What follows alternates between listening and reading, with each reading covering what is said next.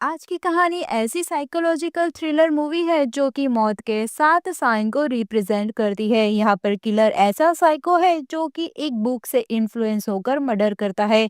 तो चलिए जानते हैं इस कहानी को। शुरू करने से पहले यार मेरी चैनल को सपोर्ट करने के लिए प्लीज चैनल को सब्सक्राइब कर दे और वीडियो पसंद आए तो इसे लाइक कर दे। तो चलिए शुरू करते हैं कहानी को। कहानी शुरू होती है और हम विलियम नाम के एक डिटेक्टिव को देख पाते हैं जो कि जल्दी ही रिटायर होने वाला था। यहाँ पर उसे एक नया पार्टनर असाइन किया जाता है जिसका नाम डेविड था। डेविड कुछ ही समय पहले अपनी बीवी ट्रेसी के साथ न्यूयॉर्क में शिफ्ट हुआ था। खैर यहाँ पर हम देख पाते हैं कि डेविड और विलियम की साथ में कुछ खास बनती नहीं थी, लेकिन धीरे धीरे वक्त जाते दोनों का बॉन्ड सही बन जाता है।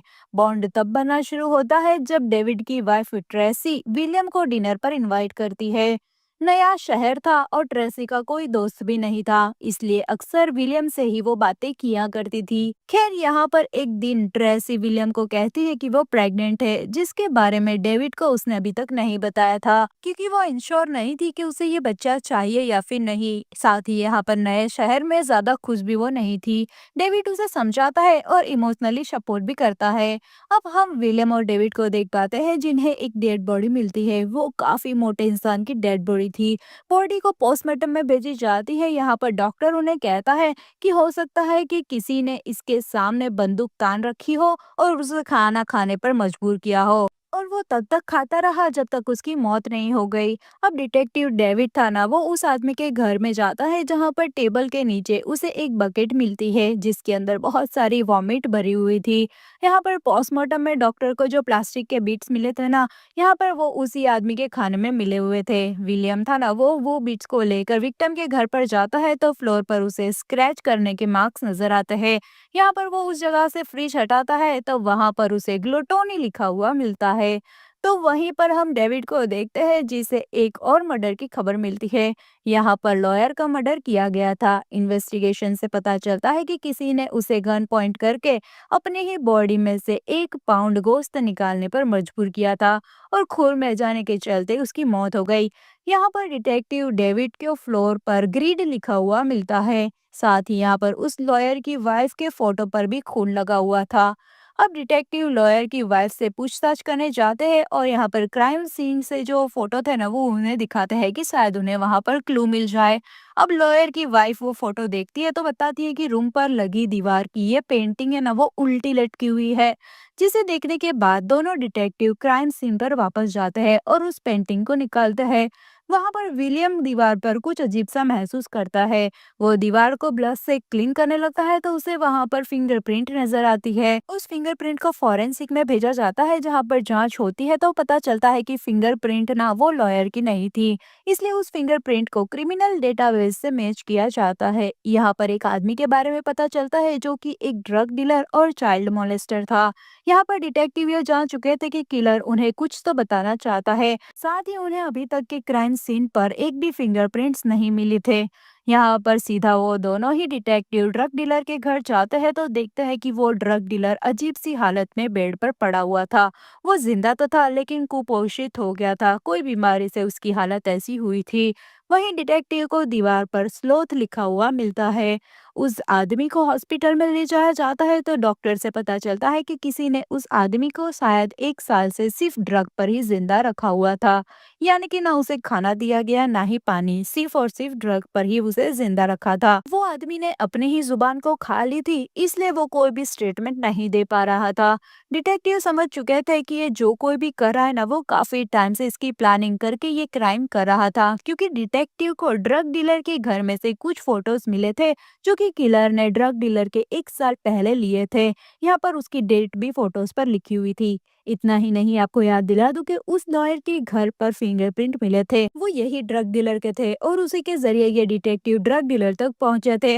असल में किलर ने उस ड्रग डीलर की उंगलियों को काट कर प्रिजर्व किया था, जिसकी मदद से उसने उस आदमी के फिंगरप्रिंट लॉयर के घर पर छोड़े थे। अब ये जो किलर है ना, वो क्रिश्चियन टीचिंग्स के 7 डेथ लेसन केस के बेस के ऊपर ये मर्डर्स कर रहा था। अब यहाँ पर विलियम है ना, वो लाइब्रेरी में जाकर ये सारी बुक्स को स्टडी करता है, पढ़ता है। अब विलियम सीबीआई एआई की मदद लेकर सारे लोगों की लिस्ट निकालने को कहता है जिसने अभी तक ये 7 डेथ लेसन्स की बुक लाइब्रेरी से लेकर पढ़ी हो। अब यहाँ पर लिस्ट में उन्हें जॉन का नाम पता चलता है। यहाँ पर जॉन के बारे में पता चलते ही वो उसके घर पर पहुंच जाते हैं और दरवाजा नॉक करते हैं। लेकिन जॉन उन्हें बाहर ही लॉन में देख लेता है और उनके ऊपर गोली चलाता है। यहाँ पर डेविड जॉन का पीछा करता है जहाँ पर जॉन ट्रिक करता है और डेविड पर हमला कर देता है। वो उसके सर पर आयरन की रॉड से मारता है और गन से उसे शूट ही करने वाला था कि न जाने क्यों वो उसे छोड़ देता है और वहां से भाग जाता है। अब विलियम डेविड को जख्मी हालत में देखता है जहां पर डेविड विलियम से जॉन के घर की तलाशी लेने को बोलता है। लेकिन विलियम उसे मना कर देता है और कहता है कि हमारे पास इसका वारंट नहीं है और हमने इनफॉर्मल तरीके से केस की लीड निकाली है। लेकिन डेविड यहाँ पर एक भी नहीं सुनता और जॉन के घर का दरवाजा तोड़ ही देता है, जिसके बाद घर में ये लोग सर्च करते हैं तो उन्हें एक भी फिंगरप्रिंट नहीं मिलता। लेकिन विलियम को यहाँ पर जॉन की एक किताब मिलती है जिसमें जॉन के साइकोपैथ होने के सबूत मिलते हैं। साथ ही वहाँ पर बहुत सारे हथियार भी मौजूद थे जिससे शायद जॉन अपने विक्टिम्स को मारा करता होगा।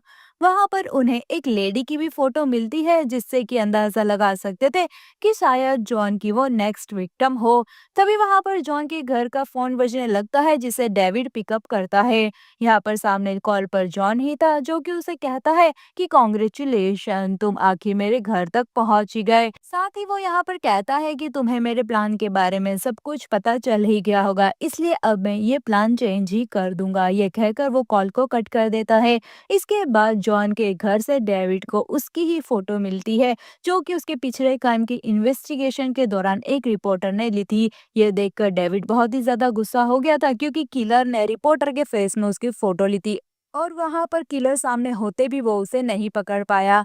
खैर यहाँ पर उन्हें पता चलता है कि एक प्रोस्टिट्यूट का मर्डर हुआ था। वहां पहुंचते ही ये लोग देखते हैं कि ये वही औरत है जिसका फोटो जॉन के घर में उन्हें मिला था। उस औरत की बॉडी में शार्प हथियार थे और उसी के चलते उसकी मौत हो गई थी। यहाँ पर उन्हें दीवार पर दस लिखा हुआ मिलता है। जिसके बाद एक और मर्डर की खबर उन्हें मिलती है जहाँ पर एक मॉडल की मौत हो गई थी। उसका मुंह बहुत ही ज्यादा बिगड़ा हुआ था और उसके हाथ में जहर की बोतल थी। ये देखकर इन्वेस्टिगेशन में पता चलता है कि किलर ने उसका मुंह खराब कर दिया, जिसके बाद उसे चांस दिया गया कि वो चाहे तो जिंदा रह सकती है या फिर जहर खा ले। यहाँ पर वो मॉडल जहर खा लेती है और दीवार पर यहाँ पर प्राइड लिखा हुआ उन्हें मिलता है। अब दोनों ही डिटेक्टिव पुलिस स्टेशन पर पहुंचते हैं तो वहाँ पर जॉन खुद मौजूद था जो कि सरेंडर करने आया था। उसने कहा कि मैंने अभी तक 5 खून किए हैं और मैं बाकी 2 विक्टिम से भी तुम्हें मिलवाना चाहता हूँ। लेकिन तब जब दोनों डिटेक्टिव यानी कि विलियम और डेविड दोनों ही उसके साथ चले, अगर वो नहीं चलना चाहते तो वो यहाँ पर सरेंडर कर देगा और अपनी बीमारी का नाटक करेगा जिसके चलते उसे कम सजा होगी। साथ ही उन्हें पता चलता है कि जॉन कई टाइम से अपनी उंगलियों को खराब कर रहा था यानी कि काट रहा था जिससे उसके फिंगरप्रिंट कहीं भी ना मिले और इसीलिए उसके घर में भी उसके फिंगरप्रिंट कहीं भी इन लोगों को नहीं मिले थे। अब डेविड यहाँ पर उसके बाकी 2 विक्टिम से मिलने को कहता है और अब ये दोनों ही जॉन को लेकर बाकी 2 विक्टिम से मिलने के लिए निकलते हैं। अब एक जगह पर वो लोग पहुंचते हैं जहाँ पर डिलीवरी बॉय आता है जो कि डेविड को एक पार्सल देकर चला जाता है। तो वहीं यहाँ पर डेविड ने जॉन को गन पॉइंट पे रखा हुआ था जहाँ जॉन डेविड को कहता है कि तुम्हारी और तुम्हारी वाइफ ट्रेसी की नॉर्मल लाइफ से मैं बहुत ही ज्यादा जेलस था। यहाँ डेविड जल्दी से पार्सल को खोलता है तो उसमें ट्रेसी का कटा हुआ सर था। जॉन कहता है कि तुम्हारी वाइफ को मारते हुए मुझे बड़ा मजा आया क्योंकि उसके पेट में बच्चा था और वो अपनी जान की भीख मांग रही थी। ये सुनकर डेविड को बर्दाश्त नहीं हुआ और उसने जॉन को गोली मार दी। यहाँ पर विलियम डेविड को संभालता है और बाकी टीम आकर डेविड को ले जाती है और यहीं पर मूवी खत्म होती है। अब यहाँ पर ऑल ओवर मैं आपको बता दूं कि ये 7 मर्डर के पीछे क्या था। यहाँ पर पहला मर्डर में उसने ग्लूटोनी लिखा था जिसका मतलब था एक्सेस ईटिंग और उसके लिए उसने विक्टिम को खिला खिलाकर मार डाला। सेकंड में स्लोथ लिखा हुआ था यानी कि आलस, जिसको रिप्रेजेंट करने के लिए किलर ने विक्टिम को 1 साल तक ड्रग देकर बिस्तर पर सुला रखा था। थर्ड थर्ड यानी कि ग्रीड, जिसका मतलब था लालच, यानी कि उसको रिप्रेजेंट करने के लिए किलर ने लॉयर को मारा था, जो कि कुछ पैसों के चलते गुनहगारों को सजा नहीं होने देते और उन्हें बचाते हैं। फोर्थ था प्राइड, यानी कि गौरव, इसको रिप्रेजेंट करने के लिए किलर ने मॉडल का फेस खराब कर दिया। उसको चॉइस दी गई थी जिंदा रहने की, लेकिन फिर भी ब्राइड के चलते यहाँ पर मॉडल ने जहर खा लिया था।